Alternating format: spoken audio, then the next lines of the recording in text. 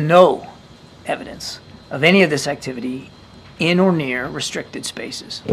That's not what the senators said in the letter. They said, in fact, that they've been observed maneuvering their critical infrastructure, sensitive locations, including reservoirs and military installations, and cited a concern from law enforcement about public safety threats because a medevac helicopter was prevented from transporting a seriously injured patient for care because of the presence of these drones.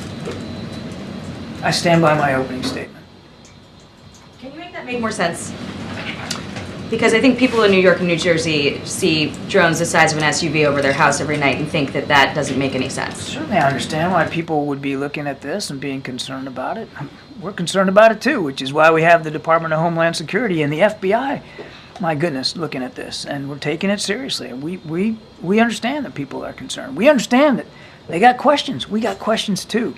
And we're working hard to get the answers to that. What I can tell you as we sit here today, at 2:16 in the afternoon on the 12th, is we haven't seen any indication thus far that there's a public safety risk. And basically, with what you're looking at, how can you credibly tell people that there is no public safety threat, there's no national security threat, that there's no reason to believe that a foreign government is involved?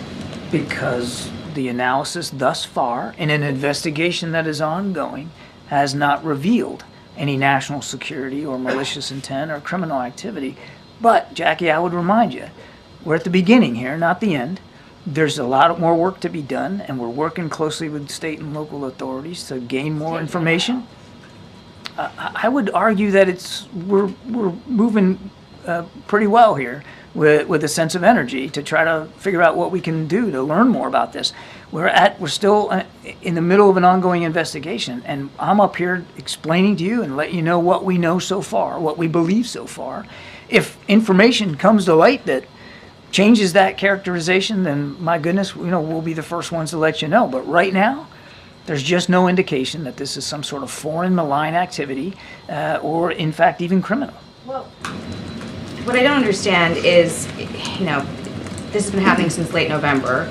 I don't know that the law enforcement officials or residents in New York and New Jersey, or even the Democratic senators who wrote to Director Ray Mayorkas and the FAA administrator today would think that this has been handled with a sense of urgency. But that being said, has the President or the Secretary of Defense issued any guidance to NORTHCOM or military installations to act on these systems if they're deemed to be a threat in any way? And what's the benchmark for that determination? So two thoughts. First of all, you're right, late November. It is now, the 12th of December. So I think it shows that we're moving on with this, and we're going to stay on it. So I don't want to disabuse you of any notion that we're not taking this seriously, because we are.